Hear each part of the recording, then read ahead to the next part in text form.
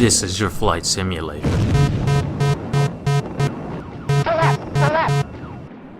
This is your flight simulator on drugs.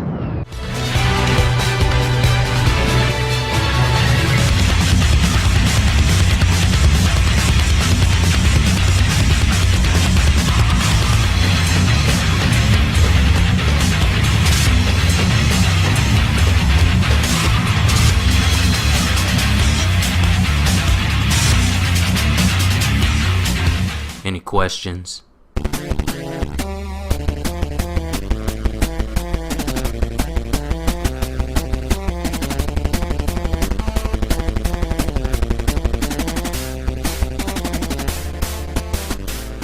There are so many good games this month, with bigger titles like Batman and Battlefield, which you are saving up for if you know what's good for you. But what about some of these other titles like Ace Combat, which is ironically flying under the radar? And while we wait for some of those bigger titles, let's see if this particular one is worth your time. First off, I want to preface this review with the fact that I personally have never played any of the other previous Ace Combat games, which I'm told are really good. So what you're gonna get is an unbiased, fresh look at this particular game standing all on its own. Also, in my previous Hawks 2 review, I lamented about how the joystick is now dead, and these types of games are a rare breed, needing fresh life, something new and innovative injected into the formula. Well, that exact call has been answered by Assault Horizon. This new Ace Combat injects a new mechanic, which becomes the focal point for all its gameplay.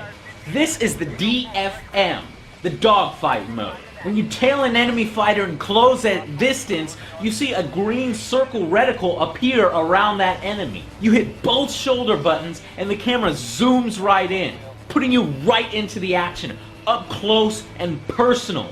We're talking blood and guts, or rather oil and shrapnel. It's definitely the metal carnage as advertised. This is your day. Target down. Oh, that guy's like, oh shit, no, I can see my house from here! I can see my house from here! Now, there are 3 huge benefits to this new system, not counting how intense and heart-poundingly fun it makes the game. First, it allows the game to show off its visuals. You actually get to see the planes up close in mid-fight. You almost never get to see that in a plane simulator. And they are all modeled beautifully, even with full interiors. My personal favorite being the F-15 Strike Eagle. Tell me what cockpit this reminds you of. Firing. Use the force, Luke. Launch. Let go. Target eliminated. Force is strong with this one. Second, it breaks up the main problem I've had with these types of games. The monotony of firing missiles thousands of kilometers away at little green-red squares off in the distance, never getting to fire your gun. Yes, that method may be more realistic and true to life, but it's not necessarily fun. And this isn't that kind of flight simulator. It's a whole different animal, and it's better for it.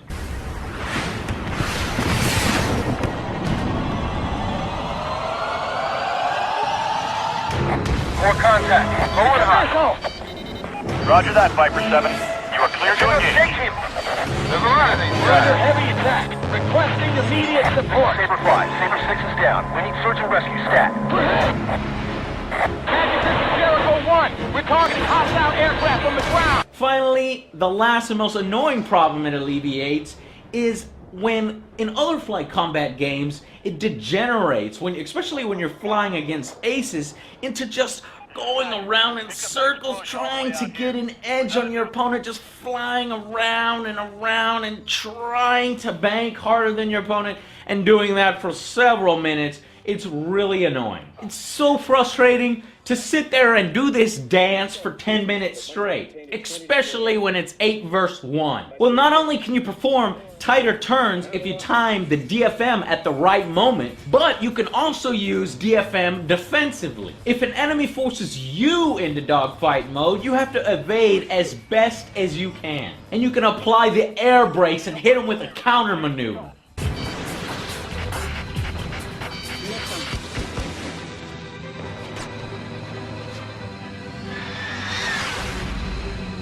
I have a lot.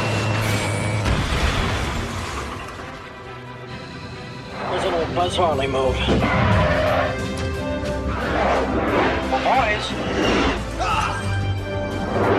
All of this makes you feel like the crack ace you're really meant to be in these games. Now right away, some people may dismiss these sections as just merely on-rails shooter events, but they are clearly so much more than that. During which, you still have control of your plane. And if you don't stay locked on and stay banking with the enemy and follow his movements, you're gonna lose DFM. There are really only about 4 or 5 cutscene type DFM moments that are a little bit more scripted to give the game that wow factor, and they really only occur when you go up against top aces or enemy characters. Now, Ace Combat's famous storytelling elements are present here in the form of in-game rendered cutscenes, some of which allow you to take very limited and superficial control, like moving your head.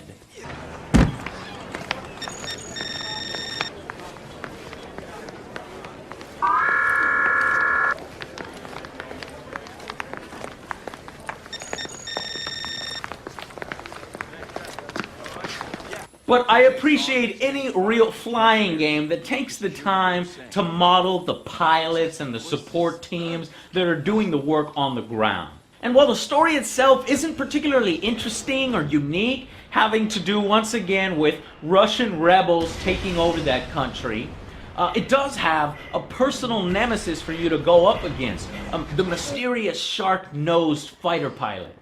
Colonel Markov, the Shark. He's leading the Ku Air Force.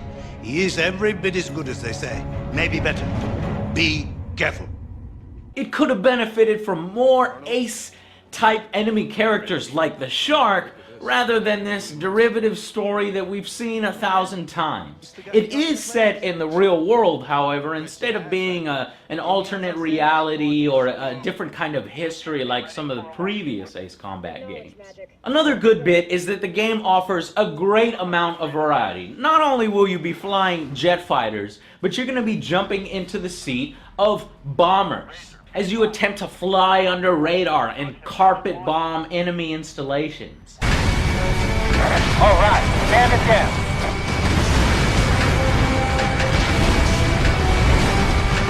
Way to go. Nice kill. Of course, the AC-130 mission, which almost seems standard in every military game like this, is present. Let's go. I'm on a boat. I'm on a boat. Everybody look at me, 'cause I'm sailing on the boat.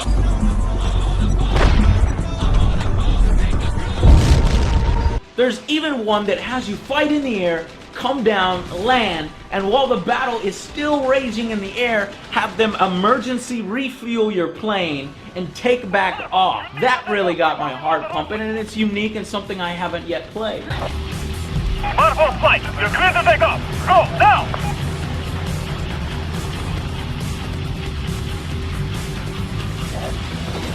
Andy! Whoa! Let's go, Guts. Colonel, I have several bogies heading for the transport. Probably hostile. Finally, there are the helicopter missions. Now, these don't hold up quite as well. The camera has issues in third person, and the controls are definitely clunky. There's a bit of a higher learning curve, but for a lot of effort, there's really not a whole lot of payoff. These types of missions seem to last a little bit too long and overstay their welcome. The game does have some annoyances, like these overzealous cutaways that sometimes screw up your aim, especially in bomber segments. Or the realization that top aces seem to need to be taken down in DFM mode only, making it frustrating if you just want to use your missiles and your flying skill and your guns to take down these enemies without the use of DFM. DFM should have in this case be left a bit more optional. I can understand the developers' excitement about this new mode because it does work, but it needs balance. You'll either love it or you hate it, but you gotta try it. Hurry, hurry, hurry! Magic be advised, I'm out of system. Target down. Roger that. Warwolf, hostiles approaching. Weapons radar active. Affirmative. Missile launched. Last one. Next. Affirmative. Warwolf 4, bandit behind you. Hell here. He's on me. Finally, another great part of Ace Combat is after the about 8 to 9 hour campaign, there is plenty of multiplayer modes for you. Unique and interesting modes that other flight games haven't yet tried. They actually put the effort in here. Like most aerial combat games, the deathmatch mode where it's everyone for themselves with up to 16 players in this game is a complete chaotic mess. Nearly unplayable with missile locks and explosions going on before you even know what the hell is going on. Thankfully though, the developers have put in unique modes like Team Domination and Capital Conquest. And what's cool here is that Domination gives players the reason to choose the attack helicopters or the multi-role fighters. Those slower fighters that clearly cannot go one-on-one with some of the more advanced fighters, there really was never a reason to pick them in previous games. Even if you love those aircraft, they just outperform. But here in Domination, they're very useful. Destroyed. We now have more bases. Garuda 1, bandit down. That's 3 in a row. Occupation of all bases confirmed. Nice work.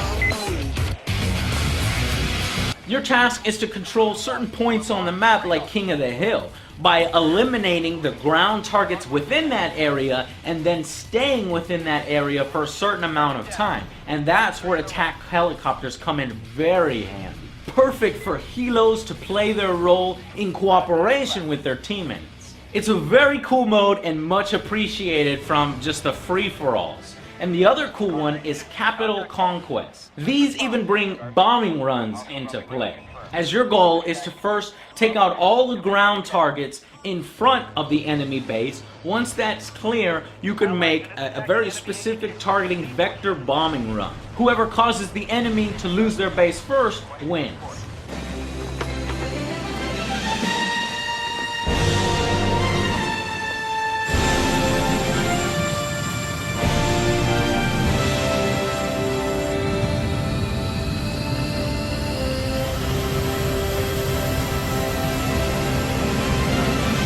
Final verdict for Ace Combat Assault Horizon is a very strong 8 out of 10, with the Angry Joe badass seal of approval. There is a lot to like here. It is in your face, it is aggressive, and it's bringing something new to the table that no one else has. In a time where flight games are fighting to be relevant again. I am damn happy someone decided to step up and to see it pay off. Just don't go into this thinking this is the next Ace Combat, because it's not. With its heavy metal soundtrack, very appropriate to the metal carnage, Assault Horizon brings its own attitude for the sky. With better balance in this formula, this could be the new evolution for flight combat games, and I for one am excited to see it. So I'll see you guys on the next Angry Joe Show.